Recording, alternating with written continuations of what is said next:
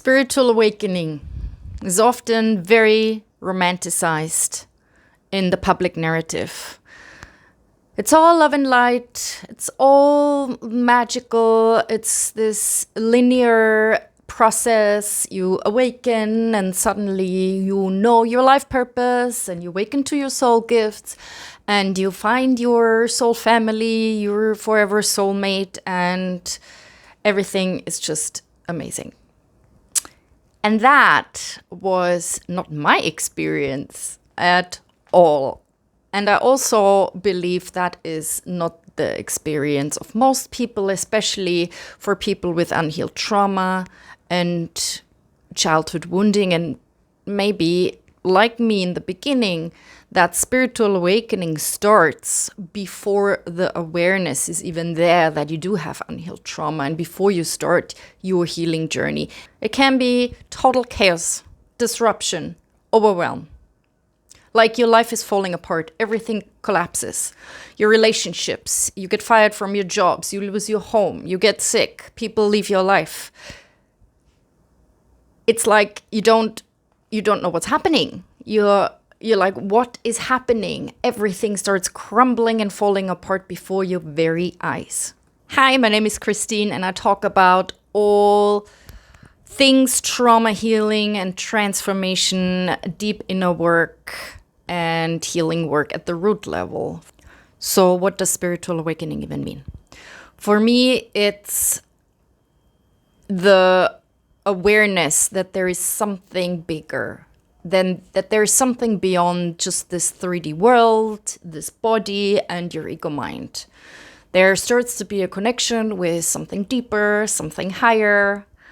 Call it your own soul, your spirit, or the universe, or God, or the divine. It's a shift from unconscious living, from reacting from unconscious pattern and wounds and trauma, to becoming aware of all of that, and to start that healing work.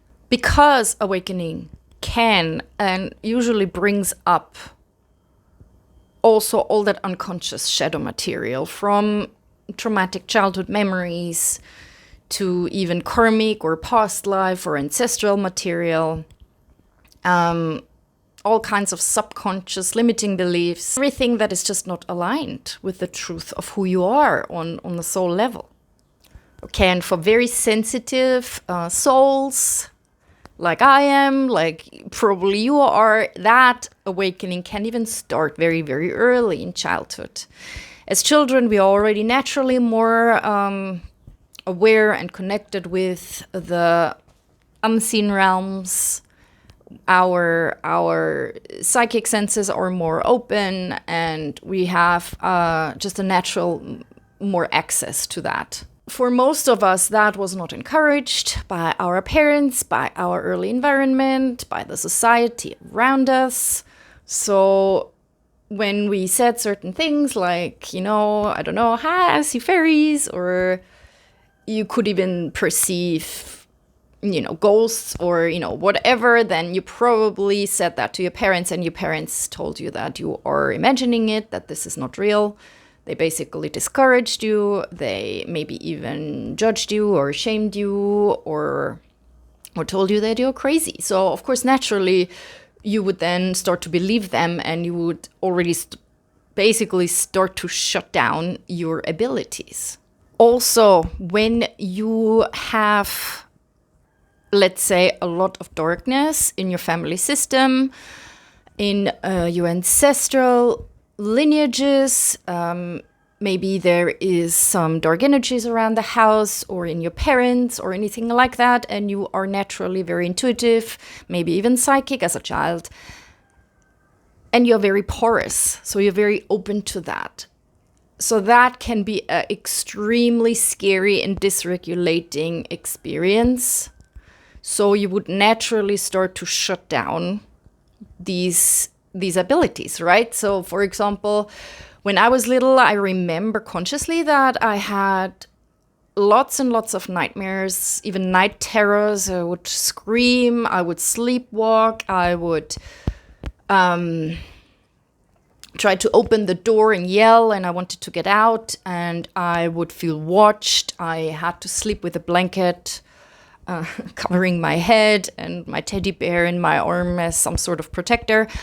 I felt extremely, like watched, and it was really, really scary and really dysregulating. And I couldn't talk to anyone. My parents were not very safe to talk to about these things, and they wouldn't have believed me anyway.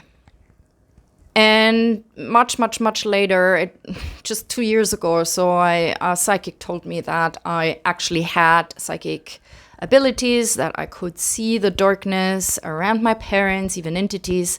And that was so incredibly terrifying for me that I must have made a choice to just shut that down completely.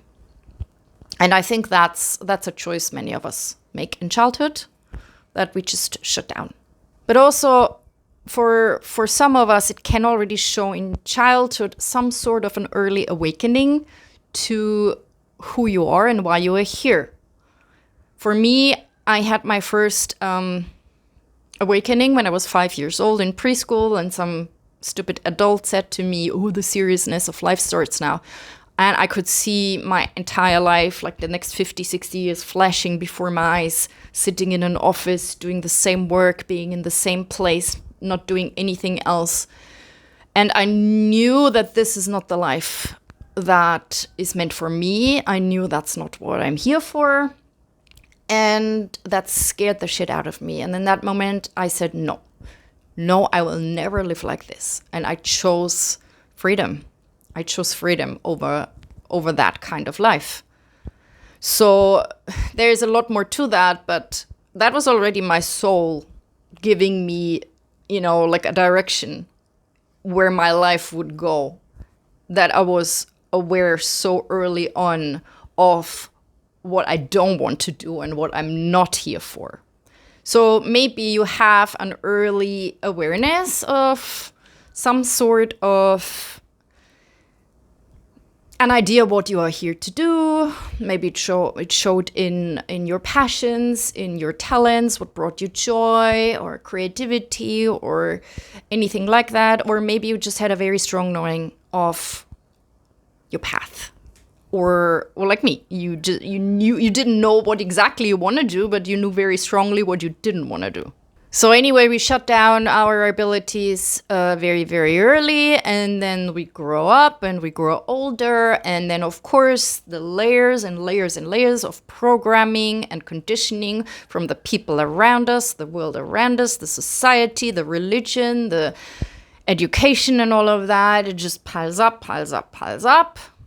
And we forget all about it. We forget who we are. We forget what we're here for. We have lost the connection to our soul. Our ego mind has fully taken over.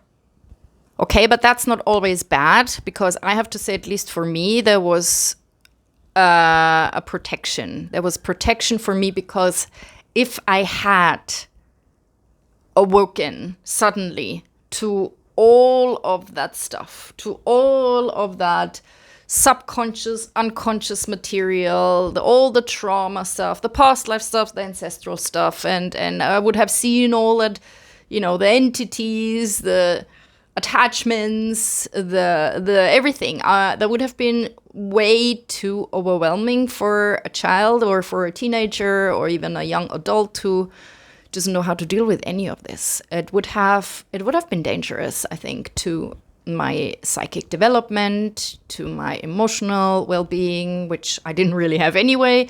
But yeah, I think it's not all just bad. There is a protection in there, and then later when the awakening starts, usually it's also not like full-blown sudden awakening and you're like, ah, and the secrets to the universe and you're enlightened or something. I think that's very, very rare. And especially when we have lots of unhealed trauma and wounds, it would be too much to awaken to all of that and see the truth of all of that. So it's a gradual process. And I was once told you're never given more than you can handle at a time. And even if it certainly didn't feel like that many, many times, because it certainly felt like, whoa, it's way too much and too intense and too confusing and too overwhelming and too dark. I think that's true. And I think our soul knows exactly what we can handle at any given moment. So just trust that whatever unfolds for you is exactly how it needs to be for you. Now, one word to collective awakening. I mean, I don't know about you if you've noticed that recently, but we do live in times of great awakening and transformation, and that looks like absolute chaos and disruption, of course, because of the nature of the world we live in. So anything hidden, anything shadowy, anything dark, anything suppressed, anything unaligned is pushed up into our awareness, into the light of day, collectively about the world we live in and also individually. Now, external big events, crises, can act as a catalyst for awakening. Let's say, I don't know, 9/11 for like my generation or the one before, although for me it started much later when I started to look into that. Or, of course, 2020 and what happened there and all the years to follow. That was a big one for many people. Also waves, like many talk about 2012 as a collective wave of global awakening. And I think that was greatly romanticized and maybe exaggerated. But I do think there is something to that, because my awakening started around that time. Well, it started before that, but the real one started around that time. And I heard that from many, many, many others that I met along the way, that it started for them around that time. So there must be some sort of collective waves for certain souls, that they're coded through certain events in the collective or at certain times, like a starting signal, like a go sign to start to awaken. But usually for people with trauma and lots of baggage, awakening starts before they even aware that they have that and before they do the healing, and that makes it much, much more difficult to deal with it. And usually it starts because of a crisis in life. Things start falling apart. As I said, you might lose your job or your relationship, you're fired, you lose your home, or you might get ill, someone dies, like some sort of major disruption or loss in life, or a major ending. It can also start more subtle, like for me in, I think 2009 or 10, suddenly, out of nowhere, I thought the entire time about things like I felt the urge to meditate, and I felt the urge to listen to Indian mantras that I had no idea about before. I bought books about meditation and even things like white magic or the Wiccan or the pagan spiritualities or religion. And I read and did a lot of research, and it was very confusing because I had no interest. I had not shown any interest in any of this before. I had also suddenly the recurring thoughts of, I need to leave. I need to quit my job, leave my relationship, and start traveling. I need to go really far, like to Australia or New Zealand or something. And I didn't really trust it. Of course, I was like, where is this coming from? And then I was like dismissing it, and this is ridiculous, and I have a job, I have a relationship, this costs way too much money. And of course there was fear, great fear, to leave my comfort zone behind and just follow the call of my soul, which at that time I didn't know that it was the call of my soul. And that is the classic hero's journey stage of refusal of the call that most of us, I think, have to go through. You start to have some sort of awakening, you start to get the call, you start to get these ideas and thoughts of change, of going somewhere, of doing something different, and then you're like, you push it away because your ego mind is like, no, I want to stay in control, this is ridiculous, and you dismiss it. And this is very normal, like this is a very human thing. So don't beat yourself up about that. But as I said, for me already before that, my life circumstances had started to crumble, start to fall apart. Like I had a job, my first really good job, working as a writer for a teenager magazine, and I had spent a lot of money to move there, and the apartment and the furniture and everything. And then it was, again, as I said, it was a global crisis. It was 2008 financial crisis. I had no idea about any of that, but boom, I got fired. And everything was taken away, the money, the safety, the uncertainty, and I could have already left back then, but I didn't. I clung to what I knew. I took a job in the city where I studied, where my then partner lived. I moved back. I wanted the familiar, even if the familiar was not great. And it was like a prison, and I felt a bit trapped, and it was not expansive or not joyful, but it was all that I knew. So of course I was holding on to it. Until things started to become worse and worse and worse and worse. Everything started to deteriorate. And then 2011, when I had moved back to Munich and I had a job at quite a famous girls magazine with a big publisher's house, and it was just so toxic. The work environment was incredibly toxic. The bosses were narcissists. There was psychological abuse. There was bullying. My relationship broke down. I started an affair with a narcissistic work colleague. It was like a stupid, bad soap opera or something. And it was just so bad. My mental health was really declining. It was just really, really, really bad. I was depressed. And at this point, I could not push the call away anymore. It became stronger and stronger and stronger. You have to leave. You have to leave this job. You have to leave this place behind. Go. And then the fear was incredible. I was terrified, but I did it. I went to Southeast Asia for what was planned to be a 3-month backpacking journey, which then was so life-changing and that I extended it to 6 months. And then I decided that I could never, ever go back into my old life, into that kind of system, the job, the country, everything. And I knew at this point, the call of my soul, that awakening in that sense, became so loud that it was louder than the fear. It was louder than my conditioning. It was louder than the invisible prison bars of my entanglement with my family, with my mother, and so on. It was all stronger than that.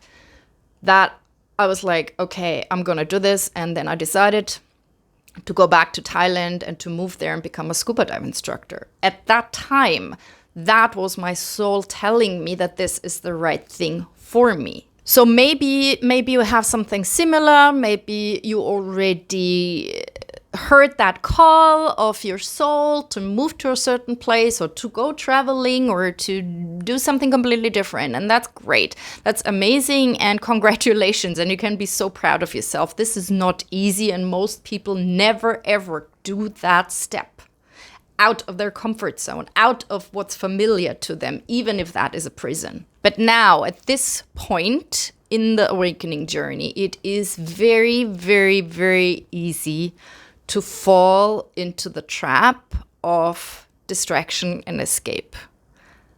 And I did. I could have already started at that point with deepening a spiritual practice, going to yoga, do meditation. All that was also available on that island where I lived. But instead, I wanted more of that freedom and that adventure, the freedom that had tasted so sweet. That was all I ever wanted. So I went way too far into that complete unhinged, like, hedonism, and I grabbed life with both hands, like a kid in the candy shop. I was gorging on everything that life had to offer, And what happened was, of course, because all my trauma still was there, my wounding, my patterns all still unhealed, and I didn't know that. So I fell back into my old patterns, into the numbing, into the distraction, into, lots and lots of men, lots and lots of like partying and drinking and very unhealthy and even self-destructive behavior and patterns, which then made everything, again, much worse. I was broken up with, I was left, I was used, I was abandoned. My heart broke a million times. I had to say goodbye a million times to people who were dear to me. I was very, very careless with my health, with my mental health also. It was just, again, getting really, really bad. And at this point, I had to face once again the truth within myself that the dream of living in the tropical paradise and being a scuba dive instructor is shattering. It's not anymore aligned with my path, with what I have to do now. I resisted and I refused the call for years and years. I got distracted, but at some point I could not refuse it any longer. And maybe this is something that you're familiar with too. So just know that before things get so bad, you can make a choice to actually listen to your soul, to listen to the call, and to start to make a change and make different choices. Because for me, it had to get really, really bad. I mean, I'm talking about getting attacked. I was sexually harassed, molested. Once I was almost raped because I was so stupid to walk alone along the beach at 2 a.m. drunk. And I was followed, like in a bad movie or something. A guy attacked me.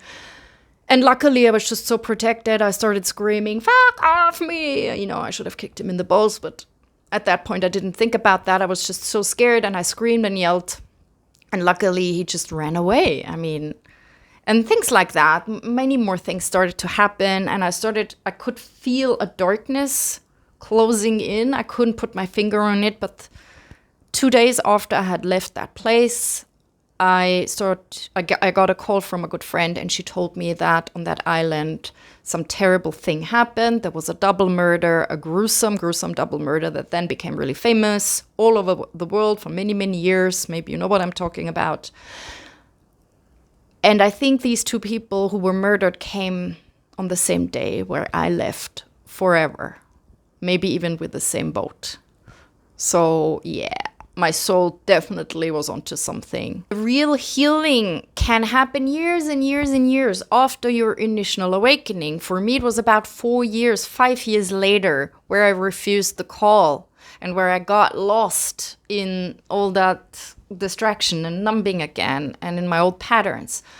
Only at this point in 2014, then I went to India and I started for real. And I started with deep stuff. I started with Vipassana retreat, 10-day silent retreat, and meditating 11 hours per day. That's when layers came up, like memories of my father, whom I had a lot of trauma with when he was dying, when I was 16, 17 years old. I hadn't thought about that for many years, but I had nightmares about it for many, many years. And all of a sudden, all of that stuff started to come up. And I also did, yoga. I lived in ashrams. I started other spiritual practices.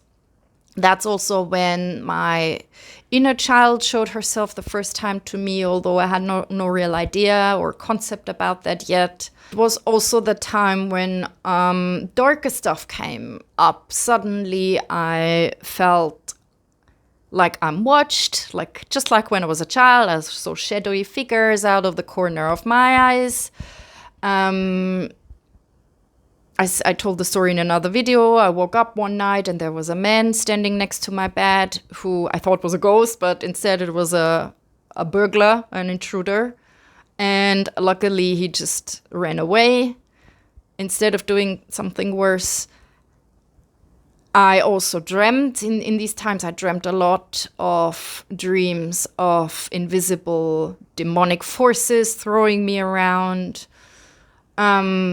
there was psychic attacks happening. I mean, I had no idea. Like, I was like, am I imagining this? Am I crazy? Am I making this up? Like, of course, my ego mind was like, this is all bullshit. Like, you're just imagining. This is not real. This doesn't even exist. I don't believe that. And this is, I think, also a really normal thing, because our conditioning is so strong. Our ego mind is like, this is not real. So just know that this is normal too. Like, this skepticism and in your conditioned beliefs about this world and about life, and that these things don't exist. And then I'm not telling you have to believe me blindly, but maybe you know what I'm talking about, and maybe you will encounter these things on your own journey. So just know that you're not crazy, and know that these things do exist. This was also the time when I started to go deeper in inner child healing. I got a soul retrieval early on by a shamanic practitioner. There were 7 or 8 exiled inner child parts that he had to get back.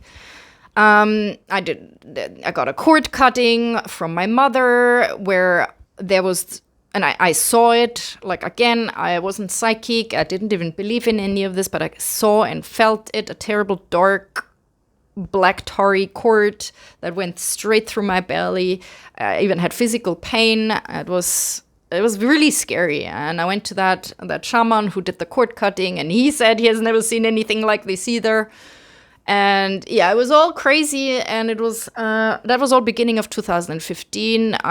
Was just 1 year into my journey. It was really coming up strongly. That's also when I started to get into ancestral healing. I had my first few ancestral healing sessions with these shamans, and again, it was just the beginning, so I didn't know how much trauma there was, but I felt it physically. I had physical pain, especially on the left side, which is the feminine side, the mother line. So it all started, and at this point, I still didn't really believe it. Despite everything that was happening, but also I had no idea how much trauma I had. I had no idea for years and years into that awakening and healing journey. But then it started to trickle into my awareness, the truth about my childhood, about the family I grew up with, and it started to be, I had some breakdowns when that protective, illusion of, started just to dissolve, and I could see the truth of the family I grew up in. And it was just, it was just the first few layers. It was not the full truth yet, but it was so shocking and destabilizing that I did have basically a breakdown. So if something like that happens to you, then I'm just please try to get some support. Do not go through this on your own like I had to. Try to find a good therapist or a self-help group or something like that, because it's really, really hard. It's hard to face that, because that awakening can trigger memories coming up, and you should not be on your own. You should not be left alone with that. It's really hard to deal with these things, especially when you don't know how and you have no support. But sometimes there can be a big delay or a lag between the awakening and the subconscious knowing of all of that and all of this stuff coming up and coming through and coming in, and your conscious, rational ego mind, like, accepting that and being aware of it and like, yes, okay, I see what's happening. I have trauma about this and about that. Like, for me, again, it took many, many years. I think I was already 5 years into or even more, into my healing journey before I consciously knew, wow, I have trauma. I have lots of trauma. I mean, can you imagine? I've done so much healing for years and years, but I didn't know consciously that I had trauma. At that time, I had met someone who would then be my partner for 10 years. So be very, very aware. When you are lost, you are awakening, things start to come up. There is a lot of confusion and overwhelm and transformation going on. And maybe you just started your healing journey, or maybe you haven't even started it yet. and then you meet someone, it's very, very, very easy to then immediately cling to that person, because usually there is a very deep connection, yes, on a soul level, but also there is a karmic connection. And on a psychological, emotional level, that person most likely will mirror all your wounds and trauma and your insecure attachment, and all these patterns could be mirrored back to you by that person. And we can be, especially when we started to awaken to things like soul and past life and destiny, and I don't know, like there's the twin flame narrative everywhere. I didn't have that, but for me it was like the soulmate, and there is an intensity usually. There's a very intense and deep connection. Yes, it might be very genuine, but be very, very mindful if you really want to start a relationship at this point. Because it could just not be that beautiful forever soulmate connection. It could just be a catalyst for a deeper healing and deeper transformation, but with an inbuilt expiration date for the sole purpose of also closing a karmic cycle that maybe has played out lifetime after lifetime after lifetime. And that was true for me. I'm not saying that is true for everyone, but I would strongly recommend, if you're just at the very beginning of that awakening and healing journey, maybe just focus on your healing journey. So at this point of the awakening journey, relationships, connections to other people can trigger massive, massive awakenings, massive memories about past lives, for example, the past lives you had with that person especially, and or moving to certain places, traveling to certain places, especially also to certain spiritual or sacred places. There are frequencies there are energies there. You're coded. Basically, your soul is coded to awaken once you physically go there, or you are physically with this and that person. In my case, it was so intense that I had the catalyst of that relationship, but also for 10 years, we were doing that together, the constant moving and traveling, and also the healing and the transformation journey. And he's French, so that was no coincidence either that we moved to that country together. And once I was there, the veils were, just torn down, and I started to be flooded with these things. Like my ancestor showed up suddenly, like who was once burnt on that land as a witch, who put a curse on her female descendants. There was great darkness in my ancestral lines.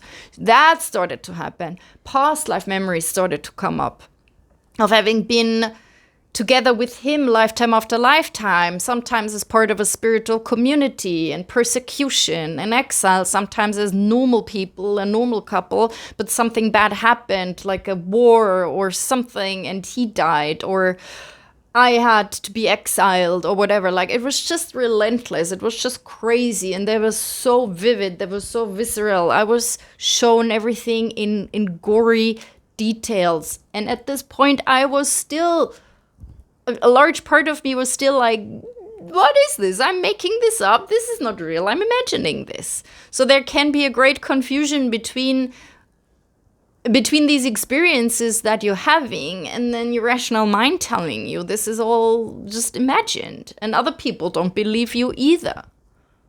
So it can be very confusing and destabilizing. And be very aware when you have that, when you have darkness there, and you wake up to that you do that in a safe way. Don't do it. I mean, I did all of that by myself. I did regressions with myself, and then sometimes it just happened spontaneously. I couldn't do anything about it. But again, try to get support. don't deal with this stuff on your own. It can be so overwhelming and so difficult. Okay, so when you're in that deeper phase of awakening, when the veils start dissolving, when you start to have memories of past lives or ancestral memories coming through or anything like that, also be aware that, I mean, your soul, your subconscious mind makes no difference really between this life or any other life you ever had. So early childhood memories might come up at the same time, traumatic ones, suppressed memories, suppressed emotions, suppressed truths about maybe your parents, about the kind of trauma you had. So again, try to get support, try to have a good therapist.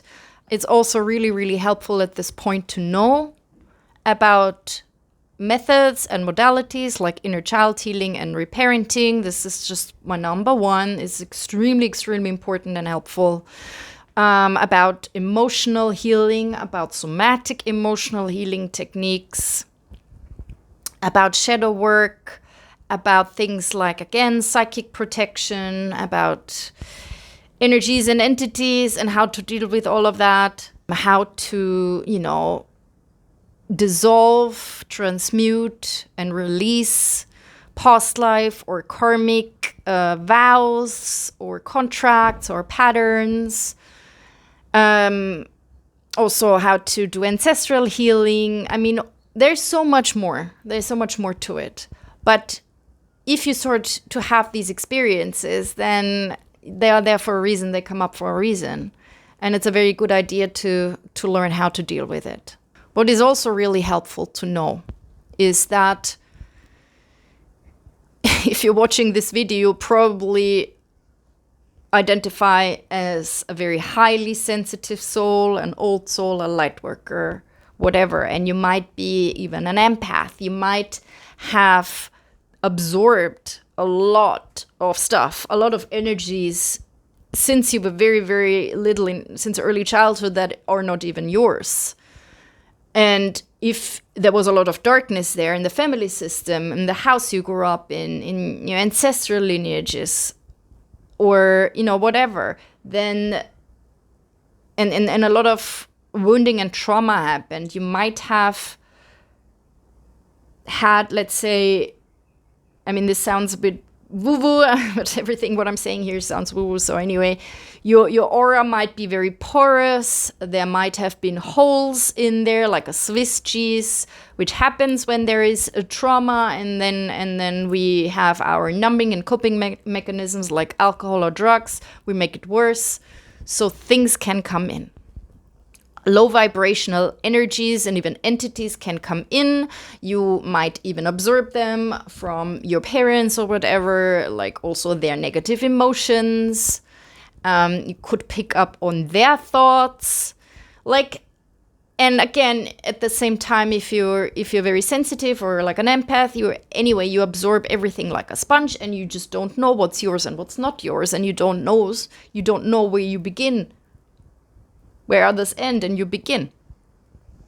So at this point, it's very, very, very important to just start to be aware that not everything is yours.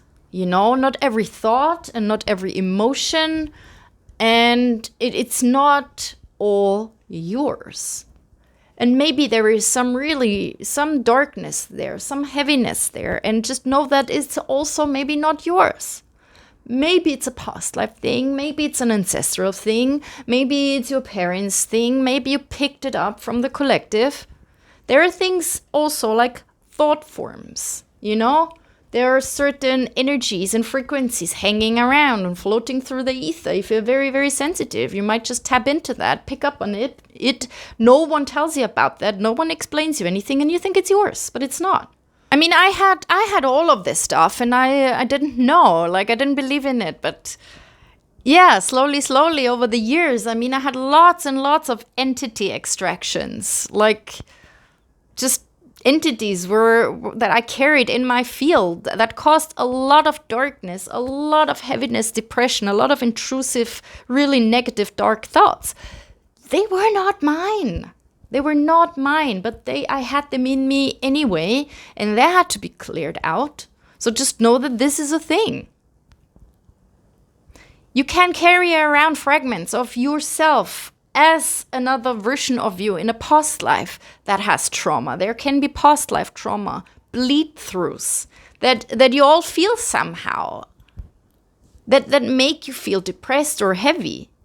Or again, you could have really dark, intrusive thoughts. And know that this is not something that you just have to accept, that this is something that can be cleared out and healed. Again, there are things like earthbound spirits, ghosts. Like I had lots and lots of dead family members in my field, my father and my grandmothers and God knows who. I still don't really know at this point what exactly was real, but I mean, I had to go through so many healing sessions and clearings, and it was just crazy. So yeah, and there are entities, what is commonly called demons. There are spells and curses that could come from a past life, that could come from an ancestor. It sounds really fringe, and it sounds really scary, and it sounds crazy. I get that. And I'm not asking you to blindly believe me or anything, but maybe you had a few of these yourself. Maybe you know what I'm talking about. So just for those of you, please know that you're not crazy. You're absolutely not crazy. This is all real. This is all a thing. And it can all be healed. I've done it. It was it was a long process, and it took a lot of time and energy, but it can be done. So this is nothing to be afraid of. It's about becoming aware, because what spiritual awakening really is, as I said in the beginning, is becoming aware of all of that, is becoming aware of previously unconscious, shadow, hidden stuff, and bring it into the light of your awareness.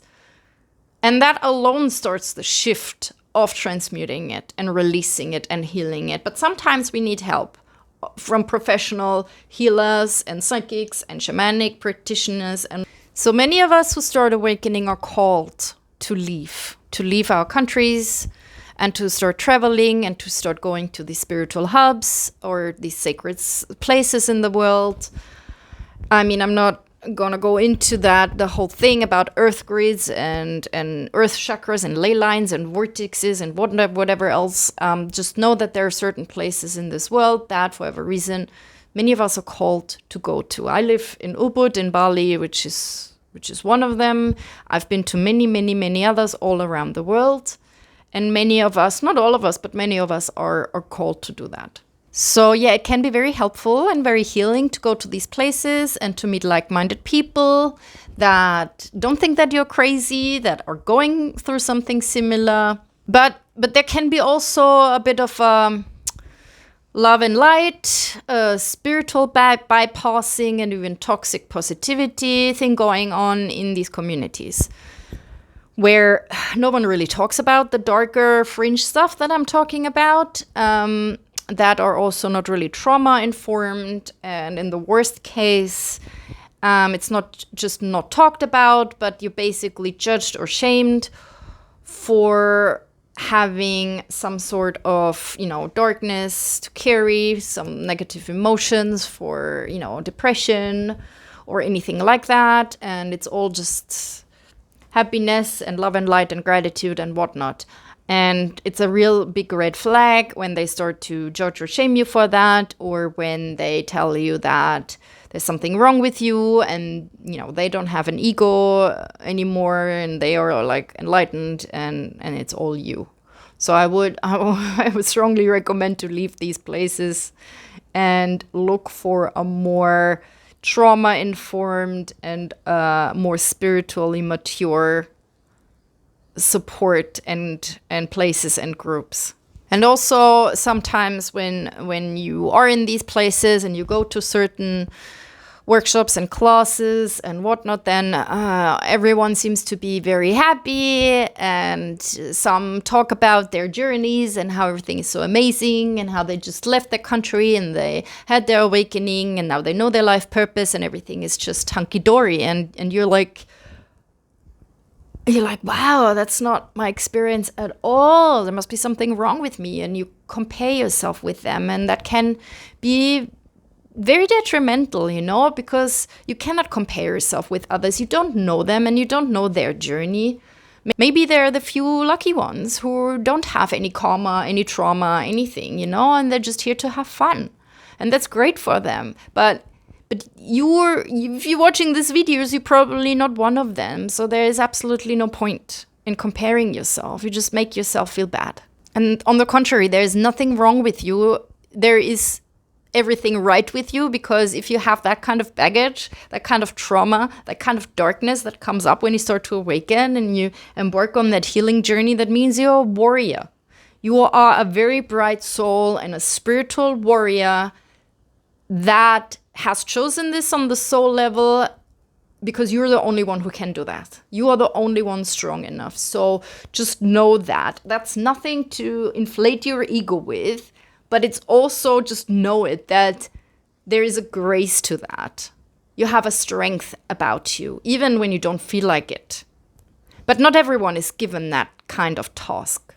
So you are a spiritual warrior. Don't forget that. So when you're traveling in these places like the one I live, you go to classes and workshops and sessions and meditations and breathwork and whatnot. So just know that not all of them are trauma informed. Sometimes there is everything is welcome thing, and then people start to yell and scream and moan, and it's all overwhelming, and it can be really dysregulating for a traumatized nervous system. So I would strongly recommend to look for trauma-informed spaces where there is a safe container for that kind of stuff and for that kind of work. At any point in your journey, you feel called to do plant medicine, especially something really hardcore like ayahuasca.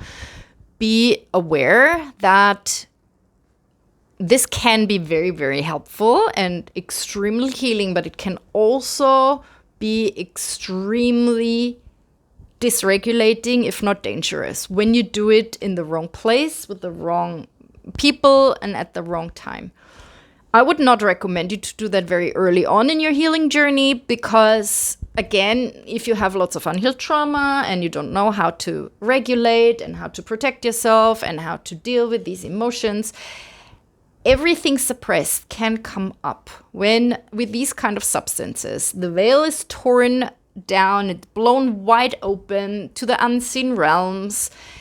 Any suppressed fear, trauma, memory, traumatic thing can just materialize and manifest and bite you in the butt, basically. And if you're not equipped with dealing with that, and you're not in a good space with facilitators who know how to hold the space and know how to deal with that and to help you, it can be extremely destabilizing. And in the worst case, and I'm not going to say that this happens a lot, I don't know anyone, it didn't happen to me luckily, but I heard about cases who had a psychosis and ended up in a mental ward.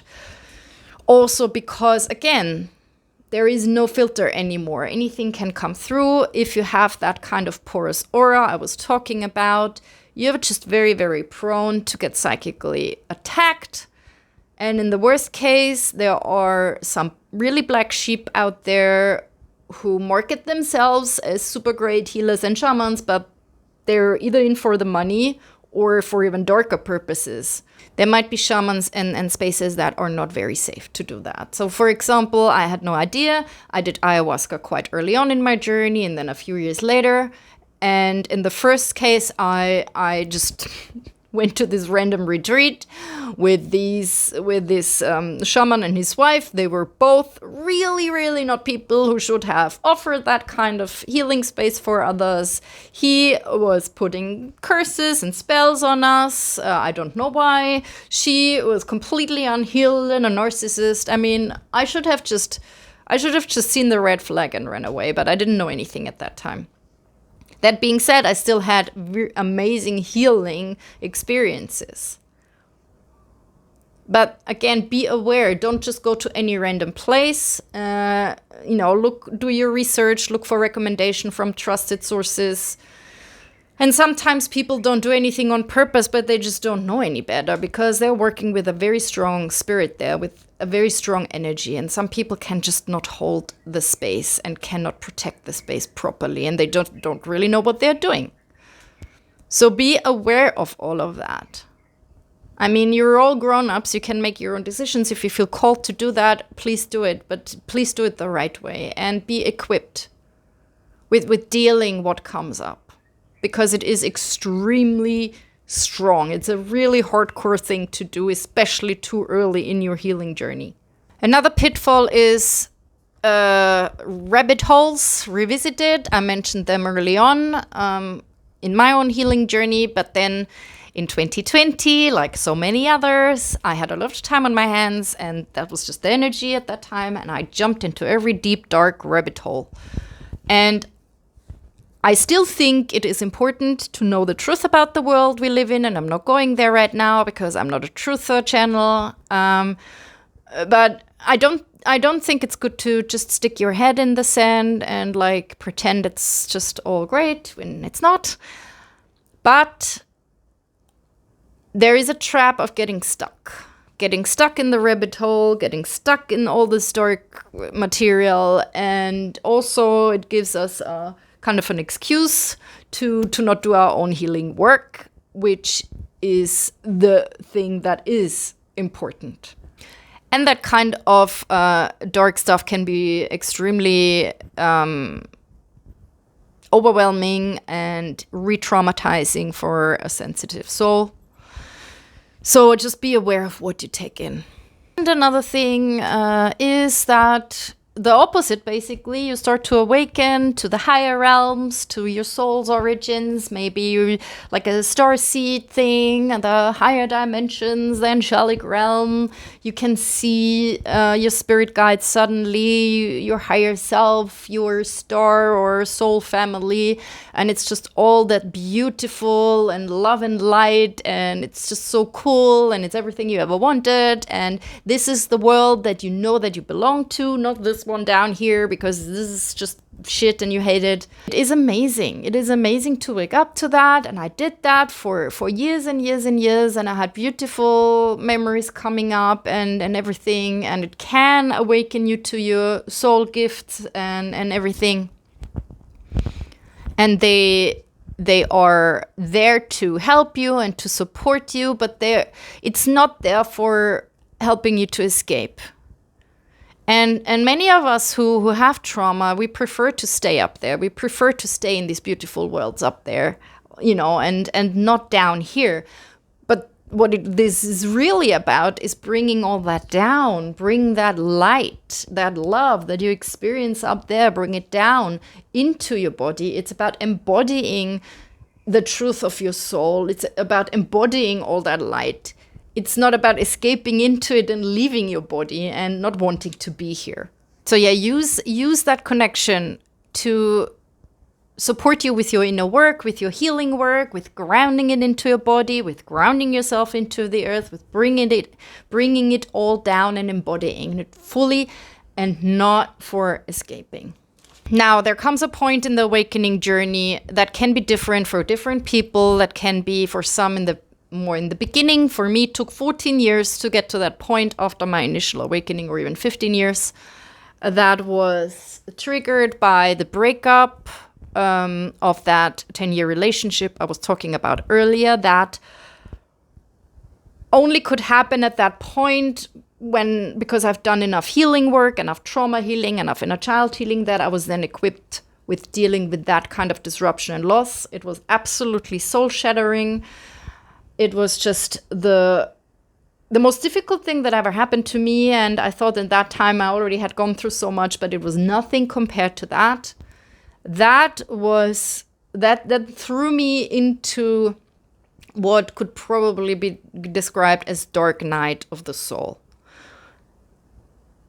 Through complete death, ego death, identity death, over and over and over, complete rock bottom. I mean, this was absolutely, completely just, I can't even describe it, how difficult that was. So this is usually, I think, unavoidable for almost all people on that spiritual awakening journey. This happens at some point when you're strong enough to handle it. And this is the final purge and purification of anything that is unaligned. Anything in your life that is unaligned, the relationships, the jobs, the place you live, the trauma, the wounds inside of you, the patterns, everything has to go. Everything has to collapse, like the tower in the tarot, like it's just all falling apart, collapsing, dissolving. You're going through the fire of purification and transformation, like a phoenix burning in its own fire until he's ready to rise, completely rebirthed. And that is a very, very, very difficult phase of awakening. And again, I said it many times, please try to get some support, that you're not alone in this, because it can be very, very overwhelming and very, very hard. Anything that is just not of a high frequency, it just has to go. It has to go so that finally your soul can fully and truly embody, can fully incarnate, you can fully anchor it in your body, and then, only then, that's the whole point of a spiritual awakening, to really truly embody your soul. That is the moment when your true soul gifts can awaken, when you start to have an idea about your life purpose, when that kind of passion and excitement and joy and inspiration rises within you, when suddenly life starts flowing better and magically things align and suddenly the struggle is over. That's also the moment when suddenly you meet like-minded people, aligned relationships, instead of all the karmic ones and the ones that mirror back your wounds and trauma to you. Yeah, this is just it. This is the light at the end of the tunnel. This is what it was all for, and maybe that's not the ending. I don't know, because this is just starting for me now, that phase, after a lot of darkness and collapse. So I cannot tell you what comes after. Always that magical, easy, linear journey of awakening, and then and everything is magically all of a sudden amazing, and your life is amazing. And this was not my experience, and I don't think this is the experience of people who have lots of darkness and unhealed trauma within them. The point is to awaken to that, to bring it up for healing and for transformation, so that then your true self, your true soul's light can embody itself in you and through you. The misconception is that it's supposed to feel great and good all the time, and it's like this magical thing, but this is just not true. There can be moments of that, sure, and I had them. But more often than not, it is not easy, it's not fun, it is hard, it's difficult. There is blood, sweat, and tears involved. It's just like the birth of a baby. You're birthing yourself anew. This is a mess. It's painful. But in the end, it was all worth it. So maybe it's the same for you. Maybe it's not all just easy and linear. And maybe it's also messy and confusing and chaotic. And it has absolutely nothing to do with grace. It's the opposite. But know that it's okay, and there's nothing wrong with you, and everyone is different, and everyone has a different path and a different journey. But just know, if you're listening to this, then you're not alone. You're definitely not alone in this. And there's nothing wrong with you. And you are strong, otherwise you wouldn't be here. You are a warrior, a spiritual warrior with a very strong and very bright soul, otherwise you would not go through this. It's just all this dense stuff. It just needs to come up, to be cleared and to be released once and for all. And that also, just know that you do deserve all that beauty and that joy and the love and the expansion and the fun and the abundance and the freedom and the peace. You deserve it, and it is possible for you. I can assure you that. We all have the potential to manifest our highest and best timeline, our highest and best path, our destiny, and whatever. We just need to do the healing work. And don't think that you have to be perfectly healed before you can have a good life. That is also not true. This can all happen simultaneously. And sometimes, even when we are in the thick of it, It really helps sometimes to still try to focus on the good stuff, on the beauty of life, on the beauty of Mother Nature, you know? Try to enjoy the little things. And lastly, I know this is a difficult one, but sometimes it's good to zoom out a little, to take ourselves a little less seriously, even when we're suffering. I really get it. But after all, what a spiritual awakening is about is realizing that you are an immortal, eternal soul, having a human experience. And you were here before, and you will be here after, and you exist on different planes of existence. And may I just zoom out a little to get a bigger picture perspective. That's it for now. It's a very long video. I really hope you got something out of it. It was a bit helpful for you. And wherever you are on your path of spiritual awakening, of healing, of transformation, just trust that you're okay and that everything works out always for your highest and best, even if it doesn't look like it. I really get it. But you're not alone. And I send you so much love and so many blessings, and have a great day. And thank you for watching my video. I always forget to say that. Thank you for watching my video. Please like and subscribe and share and hit that bell button thingy. And I see you soon. Bye-bye.